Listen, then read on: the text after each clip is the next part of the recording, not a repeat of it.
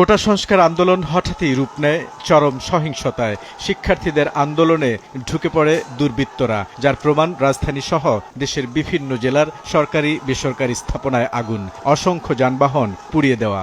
এই ধরনের সহিংসতা কোনোভাবেই শিক্ষার্থীরা করতে পারেন না, এমন মত আইনশৃঙ্খলা রক্ষাকারী বাহিনীর ঊর্ধ্বতন কর্মকর্তাদের। বিএনপি জামাত চক্র এই দেশবিরোধী জঘন্য তাণ্ডবলীলা চালিয়েছে, যা দিবালুকের মতো স্পষ্ট। কারফিউ জারির পর ঢাকা থেকে পালিয়ে আশপাশের এলাকাসহ বিভিন্ন স্থানে আত্মগোপনে চলে গেছে সহিংসতাকারীরা, এমন তথ্য পাওয়ার কথা বলছে গোয়েন্দারা।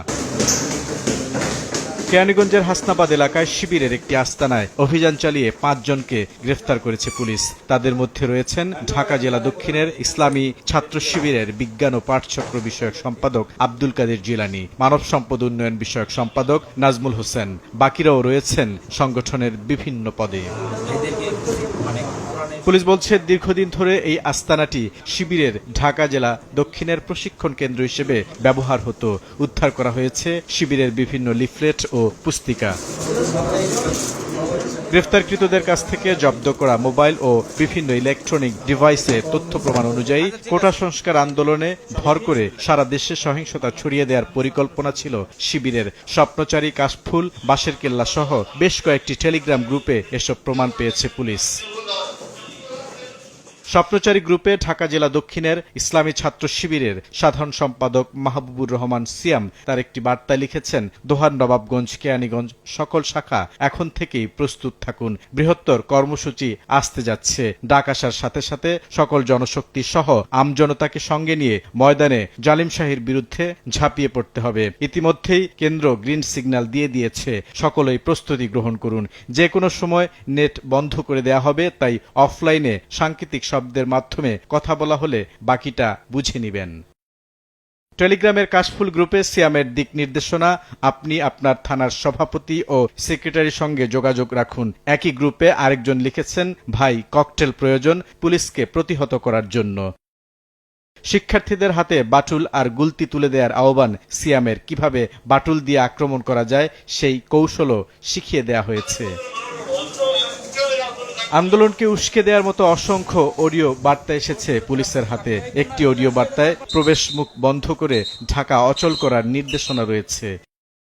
প্রিয় ভাইরা, আপনারা কেরানীগঞ্জ নবাবগঞ্জে যাদের সক্ষমতা আছে আসতে পারবেন।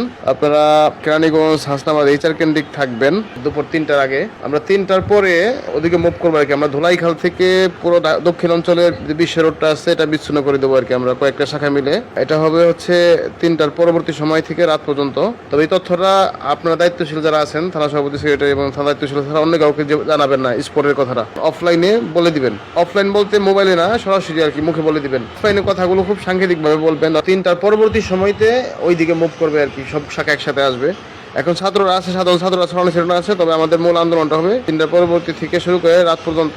রাত্রে আপনারা অবগত আছেন, গতকাল ভাইরা করছে, এগুলো বলার দরকার নাই। বাইরে যাত্রাবাড়ি এলাকা, শনি রাখরা এলাকা দেখছেন রাত ১২টা, ১২:৩০, ১টা পর্যন্ত ভাইরা অবস্থান নিয়েছিল। জগন্নাথ বিশ্ববিদ্যালয় শাখার সঙ্গে সমন্বয় করে বড় একটি আন্দোলন করার পরিকল্পনাও ছিল তাদের।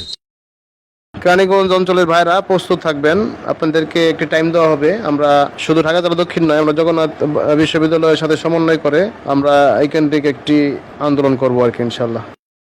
পুলিশ বলছে, ঢাকা কেন্দ্রীয় কারাগার দখলের পরিকল্পনা ছিল ইসলামী ছাত্র শিবিরের। মোবাইলের বিভিন্নভাবে আমরা যাচাই বাছাই করে তাদের স্পষ্ট নির্দেশনা এবং তাদের উপস্থিতি আমরা নিশ্চিত হয়েছি। আমরা ঢাকা জেলার শিবিরের দক্ষিণ শাখার যিনি বিজ্ঞান ও প্রযুক্তি বিষয়ক সম্পাদক তাকে গ্রেপ্তার করেছি এবং তার মোবাইল ডিভাইসে আমরা যে ধরনের নির্দেশনা পেয়েছি, স্পষ্টতই তারা একটি অ্যাপস ইউজ করে তারা গ্রুপ আকারে তারা মেসেজ দিচ্ছে এবং এই যে তারা পোস্তগোলা ব্রিজ হয়ে যে আমাদের এক্সপ্রেসওয়ে এটি তারা কেটে ফেলার বন্ধ করে দেওয়ার পাশাপাশি ঢাকা কেন্দ্রীয় কারাগারেও তাদের একটি পরিকল্পনার আমরা নিশ্চিত হয়েছিলাম এবং আমরা পরবর্তীতে আমাদের ব্যাপক তৎপরতার কারণে তাদের একটি আমরা নস্যাৎ করতে সক্ষম হই। পুরো ঢাকাকে সারা দেশের সঙ্গে বিচ্ছিন্ন করার পরিকল্পনা ছিল তাদের, এমন তথ্য পাওয়ার দাবি পুলিশের। ছাত্র শিবিরের ঢাকা জেলার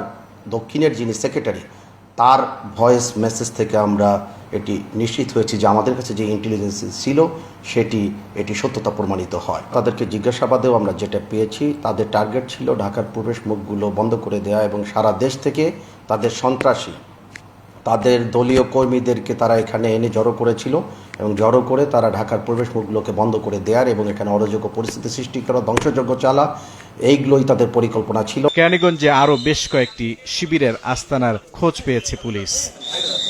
বুলবুল রেজা, সময় সংবাদ, ঢাকা।